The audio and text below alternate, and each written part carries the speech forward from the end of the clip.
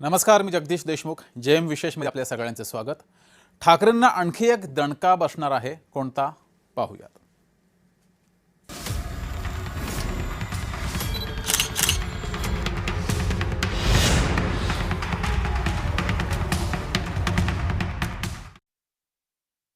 तर उद्धव ठाकरे यांना आणखी एक दणका बसलाय. वरळीचे सचिन अहिर यांनी उद्धव ठाकरे यांची साथ सोडलेली आहे आणि त्यांनी शिवसेनेमध्ये प्रवेश केलाय. शिवसेनेत जाताच त्यांना विधान परिषद उपसभापती पद सुद्धा देण्यात आलेलं आहे. त्यांनी उमेदवारी अर्ज भरलाय.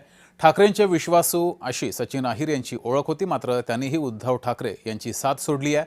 2029 मध्ये आदित्य ठाकरे यांच्यासाठी मात्र मोठा धक्का आणि धोका असू शकतो, कारण वरळीमध्ये ठाकरे विरुद्ध अहिर असा सामना रंगू शकतो. आदित्य ठाकरे दुसरा त्यामुळे मतदारसंघ शोधणार का अशी चर्चा आहे, कारण सचिन अहिर यांचा वरळी हा पूर्वी मतदारसंघ होता. या ठिकाणाहून ते आमदार म्हणून सुद्धा निवडून आले होते. त्यांची ताकद वरळीमध्ये आहे. पण ठाकरे म्हणतात हे तर ऑपरेशन फडणवीस आहे, त्यामुळं याला सुद्धा एक वेगळं वळण लागलंय.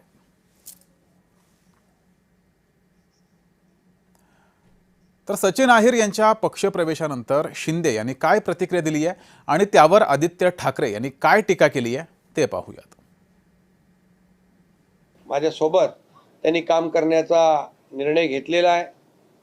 एक टीम म्हणून ते काम करण्यामध्ये त्यांचं हातखंडा आहे आणि म्हणून मी त्यांचं मनापासून स्वागत करतो. कुठल्याही प्रकारचं तोडकाम करत नाही, आम्ही जोडकाम करतो.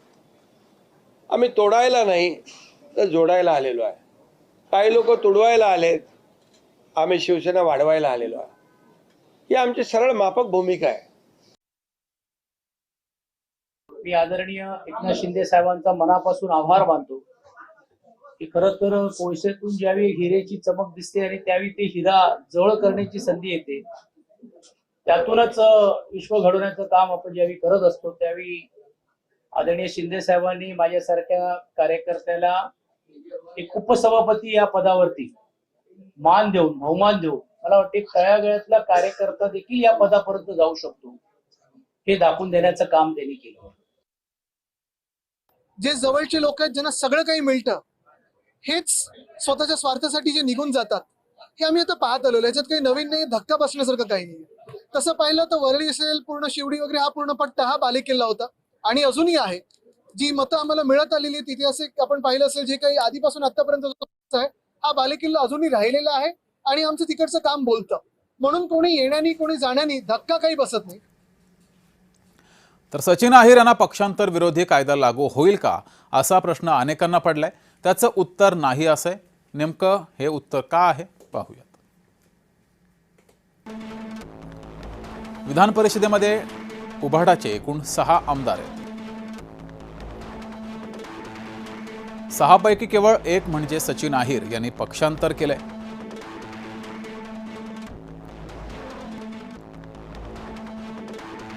एरवी त्यांना पक्षांतर बंदी कायदा तत्काळ लागू झाला असता, मात्र त्यामागे एक कायदेशीर बाब आहे. ती म्हणजे अहिर विधान परिषद उपसभापती पदाची निवडणूक लढवतायत, त्यामुळे त्यांच्यावर पक्षांतर बंदी कायदा लागू होत नाही. पक्षांतर बंदी कायद्यातून लोकसभा अध्यक्ष, उपाध्यक्ष, विधान परिषदेचे सभापती यांना सूट देण्यात आली आहे. तर दुसरीकडे मात्र एकनाथ शिंदेंच्या शिवसेनेची ताकद ही दिवसागणिक वाढत चालली आहे. आधी 6 खासदार शिवसेनेमध्ये आले आणि आज सचिन अहिर यांचा पक्षप्रवेश झालाय. शिवसेनेची ताकद आकड्यांमध्ये किती आहे त्यावर सुद्धा एक नजर टाकूयात. विधानसभेत 57 आमदार हे एकनाथ शिंदे यांच्या शिवसेनेचे. विधान परिषदेमध्ये 12 आमदार आहेत. महाराष्ट्र सरकारमध्ये 11 कॅबिनेट मंत्रीपदं ही एकनाथ शिंदे यांच्या शिवसेनेकडे आहेत. लोकसभेमध्ये एकनाथ शिंदे यांच्या शिवसेनेचे 13 खासदार आहेत. तर राज्यसभेत 2 खासदार हे शिंदेंचे. केंद्र सरकारमध्ये कॅबिनेट मंत्रीपद सुद्धा त्यांच्याकडे. ठाणे जिल्ह्यातील 3 महानगरपालिकांमध्ये महापौर हा एकनाथ शिंदे यांच्या पक्षाचा आहे. तर सचिन अहिर यांना शिवसेनेमध्ये घेऊन एकनाथ शिंदेंनी आदित्य ठाकरेंसाठी मोठी अडचण निर्माण केली आहे. मुळात वरळी हा सचिन अहिर यांचा मतदारसंघ आहे. तिथून ते 3 वेळा आमदार म्हणून निवडून आलेत. मात्र 2019 मध्ये ठाकरेंना आपल्या चिरंजीवांना विधानसभेत निवडून आणायचं होतं. प्रतिष्ठा जपण्यासाठी मुंबईत सुरक्षित मतदारसंघाची गरज होती. ठाकरेंनी वरळी मतदारसंघ निवडला, पण अहिर जर आदित्य ठाकरे यांच्या विरोधामध्ये उभे राहिले असते तर चुरशीचा सामना झाला असता. तसं होऊ नये म्हणून ठाकरेंनी अहिर यांना पक्षात घेतलं आणि पुनर्वसन म्हणून 3 वर्षांनी म्हणजेच 2022 साली विधान परिषदेवर पाठवलं. 2014 ते 2019 दरम्यान शिवसेनेचे आमदार राहिलेले अजय चौधरी यांनाही ठाकरेंनी परिषदेवर पाठवून वरळीचं मैदान मुलासाठी मोकळं केलं. मात्र 2029 मध्ये जर शिंदेंनी अहिर यांना वरळीतून उतरवलं तर आदित्य ठाकरेंसाठी ती निवडणूक सोपी नसेल हे नक्की आहे. कारण वरळी परिसरामध्ये अहिर यांचे शेकडो निष्ठावान कार्यकर्ते आहेत. तसंच आर्थिकरित्या देखील अहिर हे भक्कम आहेत. त्यात भर म्हणजे ते वरळीतच वाढलेत, भूमिपुत्र आहेत. त्यामुळे बाहेरचा उमेदवार वरळीमध्ये आयात केला असा प्रचार ठाकरे गटाला करता येणार नाही. एकूणच 2029चा सामना हा आदित्य ठाकरेंसाठी काही पटीनं कठीण बनलाय. त्याची तयारी ते पुढील 3 वर्षांमध्ये करतात का ते पाहावं लागेल.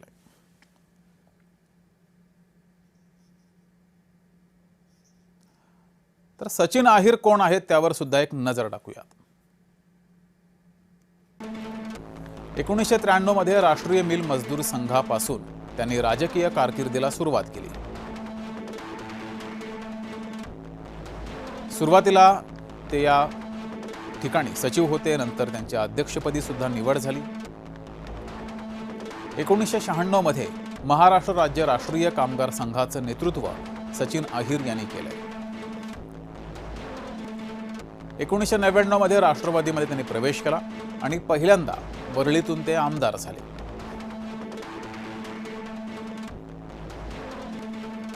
त्यानंतर सलग 2004 आणि 2009 मध्ये ते वरळी या मतदारसंघातून आमदार झाले. 2009 मध्ये त्यांना गृहनिर्माण राज्यमंत्री पद सुद्धा दिलं गेलं.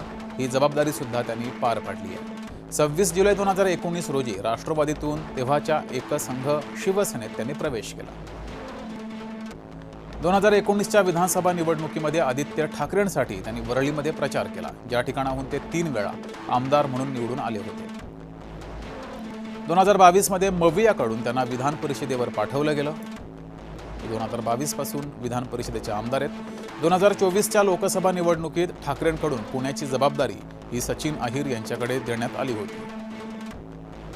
30 जून 2026 रोजी त्यांनी शिवसेनेमध्ये प्रवेश केलाय. कुख्यात गँगस्टर अरुण गवळी अहिर यांचा सख्खा मामा आहे.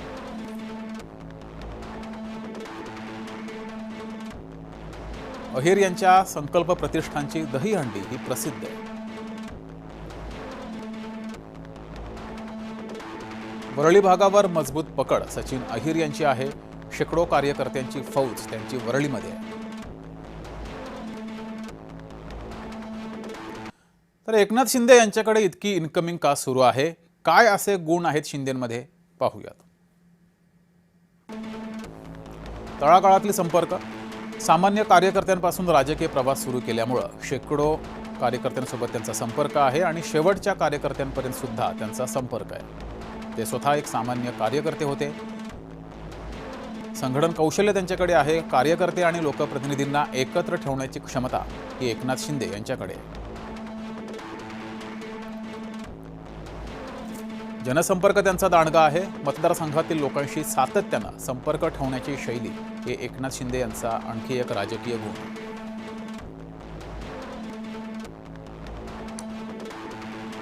कठीण राजकीय परिस्थितीमध्ये धाडसी निर्णय घेण्याची तयारी त्यांची असते. निर्णय क्षमता त्यांच्याकडे आहे.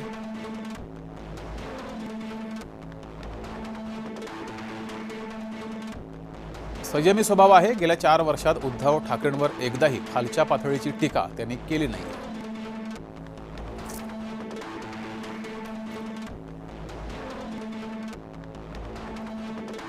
सार्वजनिक आयुष्यामध्ये कधीही वादग्रस्त विधानं ते करत नाहीत. हा सुद्धा त्यांचा एक राजकीय गुण आहे.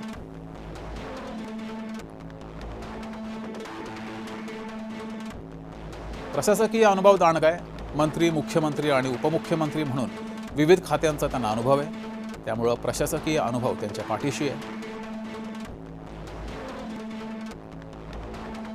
स्वच्छ प्रतिमा आहे. भ्रष्टाचार किंवा गैरवर्तनाचा एकही आरोप अद्यापही एकनाथ शिंदे यांच्यावर लागला नाहीये.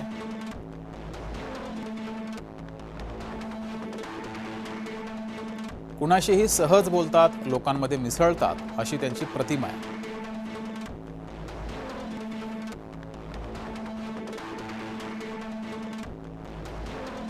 व्यवस्थापन कौशल्य त्यांच्याकडे आहे, हा सुद्धा त्यांचा गुण आहे. विविध पक्ष आणि नेत्यांशी संवाद साधून राजकीय समीकरणं जुळवून घेण्याची क्षमता ही एकनाथ शिंदे यांच्याकडे आहे. विविध पक्ष आणि नेत्यांशी संवाद साधून राजकीय समीकरणं ते जुळवून घेतात, हा गुण त्यांच्याकडे.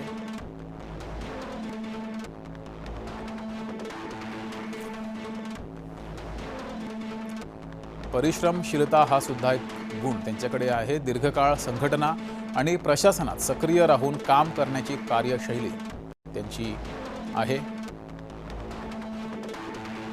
पहाटे 3 ते 4 वाजेपर्यंत ते काम करतात, सर्वसामान्यांना भेटतात, सर्वसामान्यांचे प्रश्न सोडवतात.